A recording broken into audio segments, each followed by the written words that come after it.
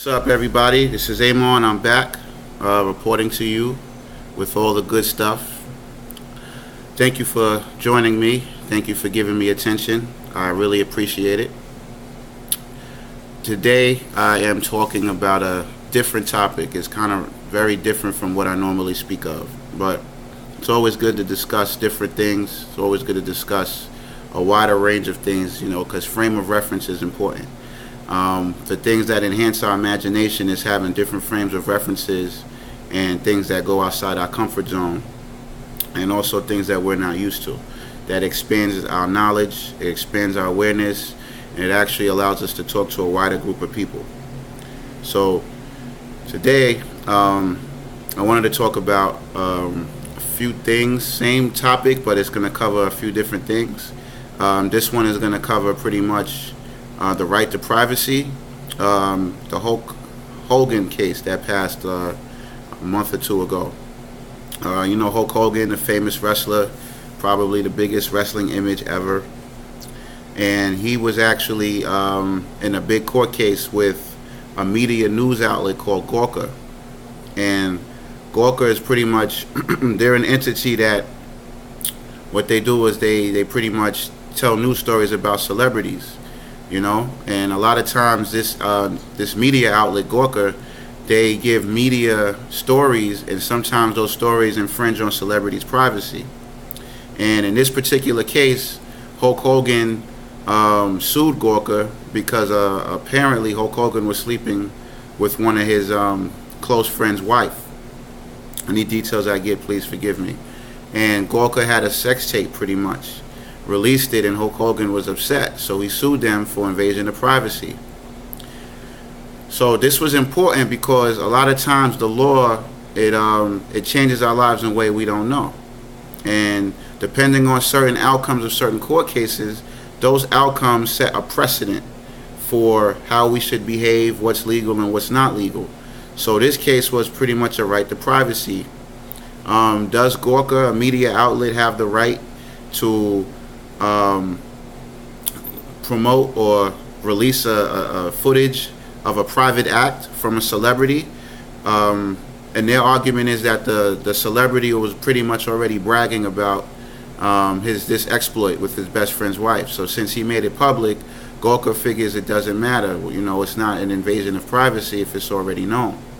Obviously, Hulk Hogan disagrees. So long story short, the outcome of this court case was that Hulk Hogan has won, and he was awarded about $140 million, I think, in the outcome. Now, the reason why this is important is because most people don't realize that a large factor of Hulk Hogan winning was because of a new industry. Not so much new, but it's an industry that's growing, and it's called litigation funding or litigation financing. It's an industry that's growing. And basically what litigation financing is, it gives investors a chance to invest in court cases, most likely high-profile court cases or court cases that have the potential for a large amount of summary judgment. And it gives them a chance to invest, and anything that's awarded, they get their money back plus interest, plus a rate of return. So that's a whole new way to make some money. And I thought that was fascinating because the fact that you can invest in a court case and invest in a plaintiff or defendant to get a return on investment, that just goes to show that in this day and time, there's so many ways to make money that all you have to do is expand your consciousness. In this particular case, Hulk Hogan was funded by a billionaire. We all are familiar with PayPal, Elon Musk.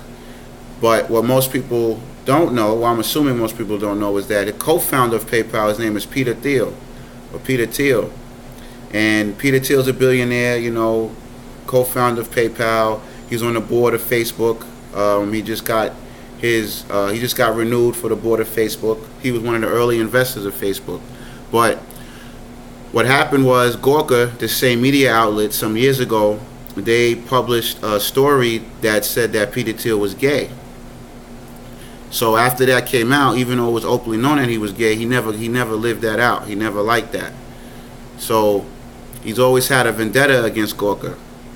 The reason why this case with Hulk Hogan is so important because it shows that you can actually sue somebody without suing somebody. So in essence, it's said that the reason why Peter Thiel funded Hulk Hogan's case was because he never accepted the fact of what Gawker did. So instead of suing them directly, he got revenge, and he financed Hulk Hogan for like $10 million. He gave him a war chest. So a lot of times that could make or break a case, because if Hulk Hogan didn't have that and he didn't put that much money up, with the length of time that trials happen, a lot of times lack of money is the cause of people not winning their court cases, because they just don't have the funds to pay the attorney fees and do what they need to do if the case is dragged out in order for them to win. So the fact that Hulk Hogan had this billionaire fund him, it says a lot for the legal system, and it says a lot for the course of how we approach law. It also gives maybe the average person maybe a new outlet for investment, or a new outlet for funding a case that maybe they didn't have the money to fund. So basically this guy, this billionaire Peter Thiel, he got a way to enact revenge, allegedly, against Gawker for something that they did to him years ago, and he did it through Hulk Hogan. So in a sense, he was what's called a third-party litigant. So imagine being able to sue somebody without suing them, all because you have money. This right here changes the courses of legal outcomes. Now in America, that was pretty much outlawed. It was illegal. It still is, but it was more enforced back then. I believe it's called chompery, if I'm not mistaken, chompery. So basically, you can give money in a philanthropic way as a benevolent act for someone, so they can use that money for their court case if it's under the guise of philanthropy. But if you're using it to get revenge or to tear somebody down, that's against the law. So this case is important because, A, it shows that people with a lot of money can actually back anybody they want and influence the outcome of a case. Even if it's right or wrong, if that war chest is more than the opposition's war chest, then you could just merely win just based off the fact of time and the fact that you can afford to drag out a case when the other party can't. That's important, because now that can change the course of justice, where something that would be based on equality, facts, evidence, and motive can now be based on a war chest. That's A. B, it allows anybody with a sufficient amount of funds or sufficient amount of intelligence to seek other people out with funds to kind of enact revenge and still remain quiet. The fact that this billionaire was able to finance Hulk Hogan in the shadows, it shows that you can actually control the outcome in the legal system. So I suggest, right, that the average person actually starts looking up which firms have these kind of funds or investing in that, because even if you don't have the money, if your case is strong enough, business is business.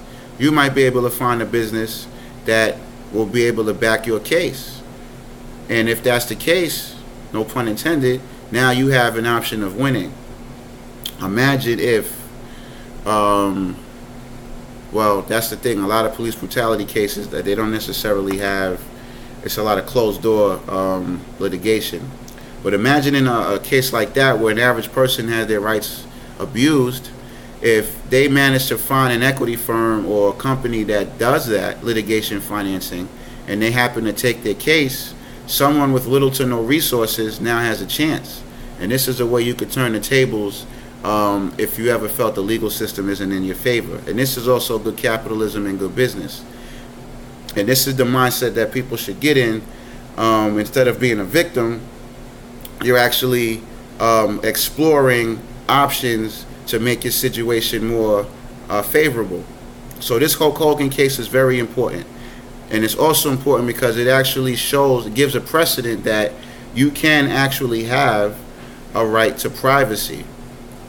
Despite TMZ and the media and everything, you actually have methods to protect yourself anytime you feel that your privacy is invaded. And you know, these things are good to explore, because following and looking at what wealthy people do And looking at the course of big decisions like this, a lot of people feel that it doesn't apply to them. That's just for wealthy people. That's for, rich people that have money. But I don't think that's necessarily the case, because wealthy people and the things that they create influence our life, and we follow their creations anyway. So if we follow their actions, not just their creations, we can actually enhance our life. So I suggest everybody look up litigation financing, litigation funding, and look at this case. And you never know, you might have a situation that might be very crucial, that might be a winner, but you don't have the access to an attorney. It's no harm in checking out these companies and seeing if they're interested in your case, because it's a growing industry. Wall Street's involved, and it's all about returns. It's not about necessarily, to some degree, it's your status, but if you have a solid case, you have no resources. Wall Street respects money, banks respect money, investors respect money. If you can show, or they can see, that your case is a winner and it could actually be a potential to have big returns in the summary judgment, it's no harm in checking to see if that's for you. So I wanted to touch on this case. Peter Thiel, billionaire, financed Hulk Hogan. Very important. Just something outside to look at. Litigation funding, litigation financing. And even if you have people that have money and don't know what to do with it, you can get together and kind of have an investment pool, and you can actually do it locally. Who's to say that we can't copy this thing in our local area? Because there's a lot of people that have money and don't know what to do with it. And there's a lot of people that have money that don't have financial intelligence. But if you have the ideas and the creativity, I'm actually going to attempt this myself. If you have the ideas and the creativity, and you see that a lot of people are going through legal issues, like even child support or whatever it is, test it out on a lower level. You know what I mean? Like if you have funds and you have a group of people that also have some money saved up, maybe you could build your own litigation financing company, right? And you can get into the litigation financing business. So these are just some ideas that you can see big, high-profile cases, see what wealthy people do, and kind of mask it yourself to benefit you. So this is just an idea I wanted to throw out there. We don't always have to leave things as far-fetched or leave things as if we can't partake in it ourselves. These things are blueprints. These things are guidelines. And once something is created, it actually gives the floodgates for people to look at it and improve upon it. Improving upon something is something that is the natural course of life. So litigation funding, see if you can dupe that on a small level. Look up this court case with Gawker and Hulk Hogan, and it also educates you on your right to privacy. So with that, I hope you enjoyed this little bit. Please subscribe, comment, share, like, dislike, all that good stuff. As long as you start the conversation, the change happens, and that's what's most important. Thanks again for your time and attention. You can't get it back. Much love. Peace.